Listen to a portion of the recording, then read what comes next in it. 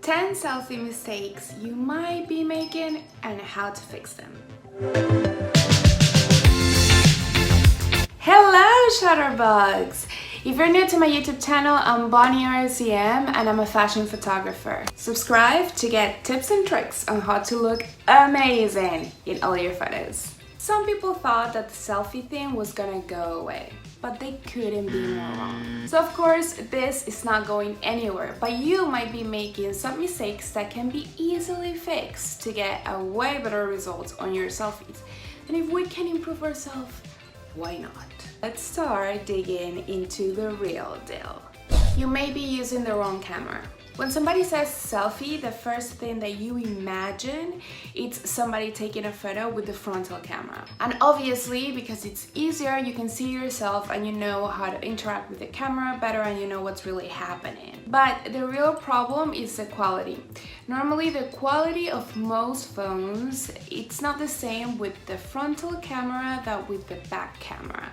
So if you want to have a selfie where you have a better quality, meaning when you're gonna edit, you have a way more range of colors and it looks more natural and flawless, having more quality is definitely something that you want. What you really need to use is your regular camera. This will apply way easier if you're taking a selfie by yourself. Maybe if you're taking a group selfie, it may get very messy, and the frontal camera, it will be the best option, but you need to know that you're compromising quality. Even though it might be a little bit awkward at the beginning, you might get used to it very quickly. A pro tip that you can do is to actually use a mirror, and then you can see exactly what's happening in the back. Of course, the ideal scenario is that you have a tripod, but because we're focusing specifically on selfies today, just be aware that the quality is a huge deal in the photos. If you're enjoying this video and you're getting value out of it, please subscribe to my YouTube channel and become part of the family. You might be using your arms the wrong way. Let's explain. So when we're taking a selfie, sometimes it can be a little bit awkward, and this happens a lot to later adapters on the selfie trend, that they use both of their hands. The real problem is that the shape of your body, it's not the best. So the poses that you can get are very limited. And the most important thing is that your arm is extremely predominant in the photo. So be aware that the angle that you're setting your arm can make a big difference at the end result, because you don't want your arm to be the star. You want your face and the rest of your body to be part of the photo. Your photos might be backlit. And of course, lighting, it's a huge deal in photography, but you can know more about lighting if you subscribe to my YouTube channel, because I talk about lighting a lot. But a very common mistake, especially with selfies, is that because we're maybe in a rush or maybe it's like a random thing, we don't think about the most essential thing, which is the lighting. And if the lighting is coming from the back, you're gonna start looking dark. But your phone might adjust a little bit and then you might be able to get your selfie. The real problem comes in post-production.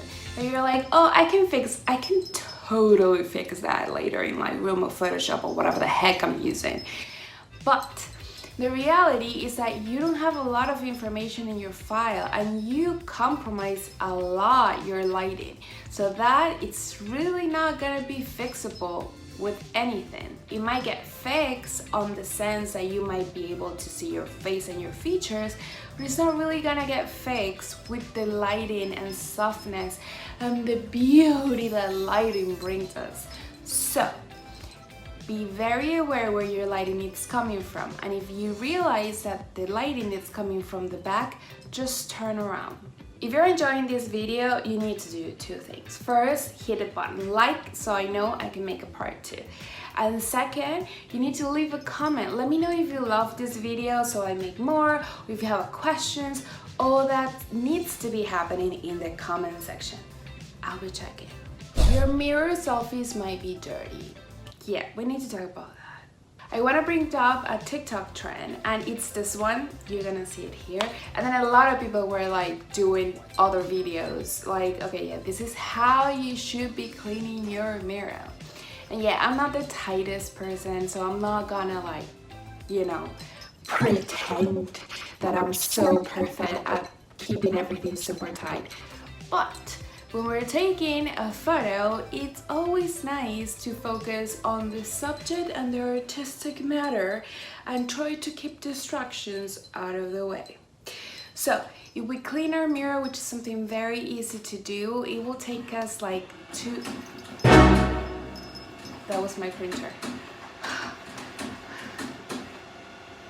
Why am I so sensitive? Like every sound, I'm like... While I was waiting for that sound, I think I finished my matcha. It's honestly gonna take you like 2 seconds. You just do like whip, and then you're good to go. Just be very careful because those little details can really take your selfie to the next level. And I'm not really gonna get into it because I did it in another video, but background, it's a huge thing. You don't want to end up like this. And if you want to see that video after watching this video, I'm gonna leave you the link in the description box. You're not giving yourself time. One of the things that I know it doesn't sound like it will be a big deal, but it's actually a big deal when you're taking your selfie. And it's that maybe you're taking the selfie and you're like worried about the clicking and the position and then also the pose, the lighting, everything is perfect. So you're thinking about a lot of things. And because it's a self-portrait, you're really being, you're technically being the photographer, the subject, you know, the final for everything, right? So one thing that can be very worrisome is clicking the right time and that the camera isn't really that shaky, etc. So a great tip that I will give you is to use self-timer. And normally we use self-timers when we're taking a photo from far away, but actually when you click self-timer and you give yourself 3 seconds to put yourself together when the click is gonna happen, you get a better result. Because one of the things that we really want in our photo is to transmit emotion. Just even though that it's a cute informal selfie, we want it to be good and to post it and, you know, share it with our friends and all this stuff. Community. So we also want to reflect that, yeah, we're feeling good, this is cool, you're relaxed, this is like naturally happening, even if it took me like 1,000 years to make it. But you get all that reaction when you have a little bit of time. So relax, take your time, and those 3 seconds will make a big difference in your final selfie. You're not editing your photos enough. So, this is the deal. We don't want to look like somebody else, or we don't want to look like a lot of things have been happening to a photo. But if you don't edit your photo, it's not gonna look good either. Because and it's really important to know that it's not only selfies, but any photos, when you take it, your camera, it's having some sort of like a medium exposure.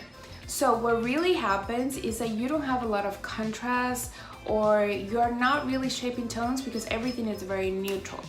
So when we go to the post-production, and this is not a new thing, this is not Lightroom, this is not Photoshop, this is not Face app or whatever app you use. This is really about any kind of photography. When I was taking photos, when I just started my photography, I started with raw cameras.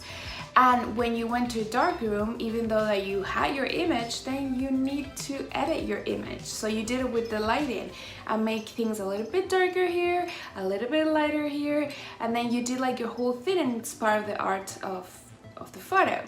So this is the same thing with the selfie. You do need to shape a little bit, lighting, and a little bit of color to give it a little bit more fun, like a little bit of a pop. I do have a preset on my store that I love specifically for selfies, and I'm gonna leave you the link in the description box. The next thing goes directly connected to this, and it's all about over editing your photos.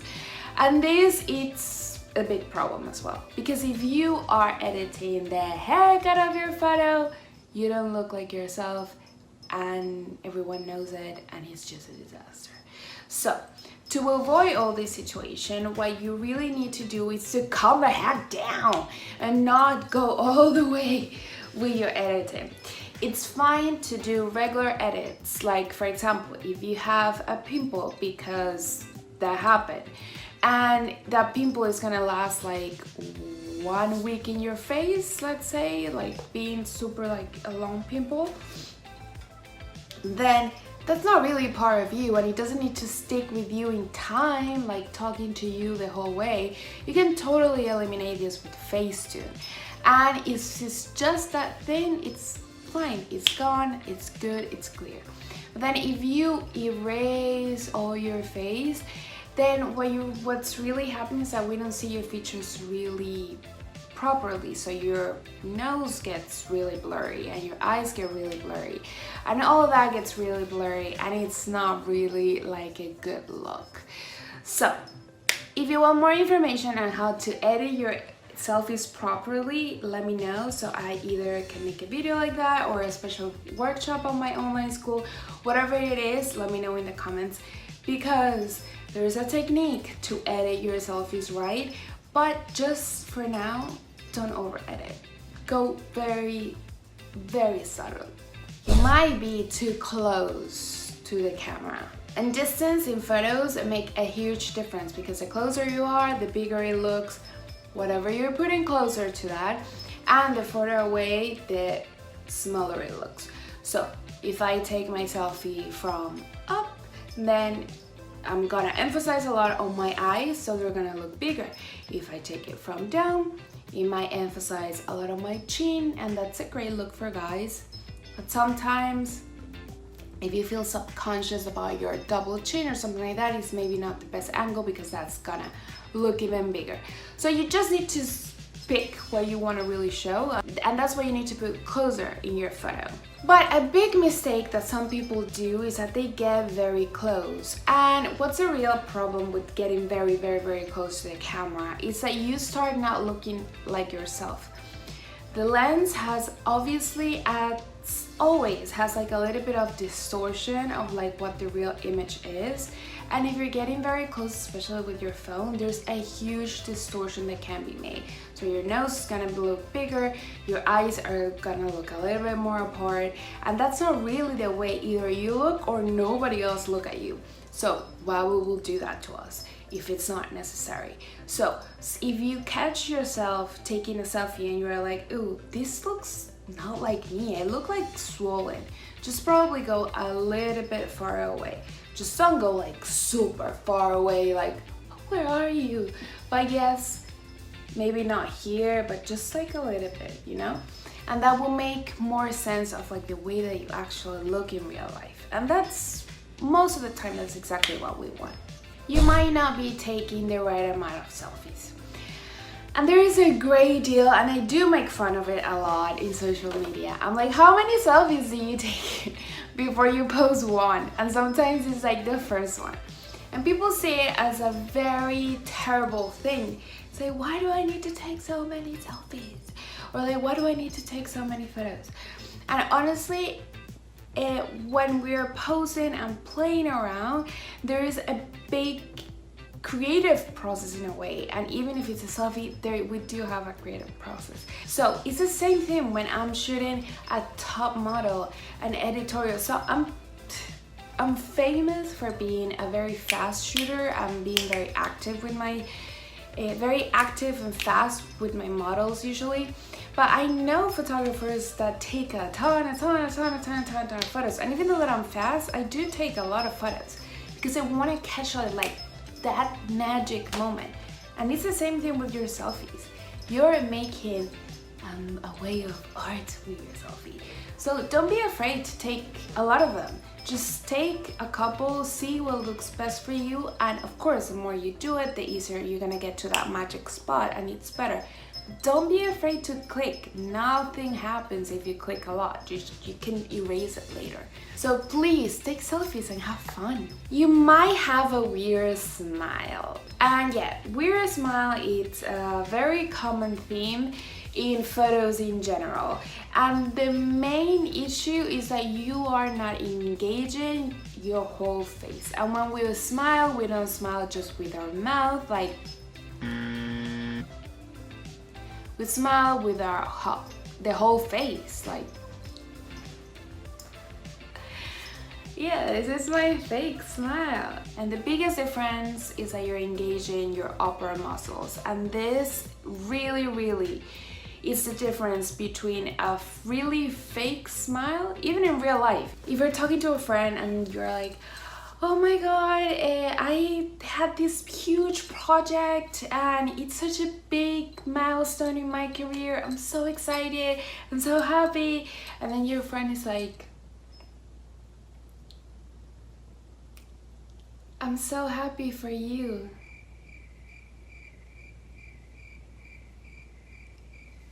Yeah, she's probably not your friend, and you're probably noticing like right away. You're like, why are your eyes dead? Why? And it's because she probably doesn't feel it. So the same situation we do in front of the camera because we're nervous. So it's not like bad, like we're like, oh gosh, I don't want to be fake. No, it's like we're nervous in front of the camera, so we tend to be tense and we forget that we need to engage our whole face. So for this, I want you to make an exercise. What you're gonna do is that you're gonna go to your bathroom at some point and start smiling in front of the mirror and catch different sort of smiles and see which one you like the best. And really stay there on that feeling and see how your face feels when you're smiling that way that you like. And then try to replicate that for a couple of days and then take a photo and replicate that feeling, because that's gonna get you closer to not looking weird in front of the camera but looking as flawless as you can.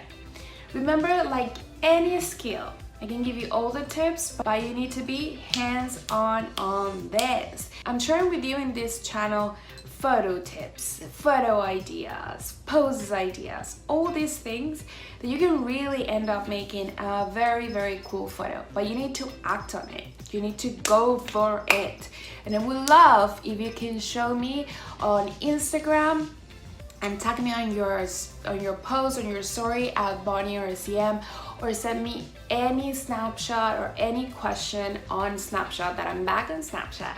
So that'd be awesome, so we can be friends there. You can also text me and be like, oh my god, I have this question. I have a VIP community where I receive texts on my phone. I'm being honest, I cannot answer to all of them, but I do my best and I send exclusive tips every Friday. So that's another way we can get in contact. And of course, subscribe to this YouTube channel because I bring you a ton of fun stuff and I cannot wait to share it with you. In the description box, I'm gonna leave you a couple links that we talked about on this video, and I'm also gonna leave you secret links to get you some awesome information. And with all these tips, I want you to know that obviously the magic, even though that if it sounds cheesy, I don't care because it's true. And the magic is that you feel confident, powerful, and we talk and work through that in my YouTube channel as well. Remember, you're beautiful and special. See you next week.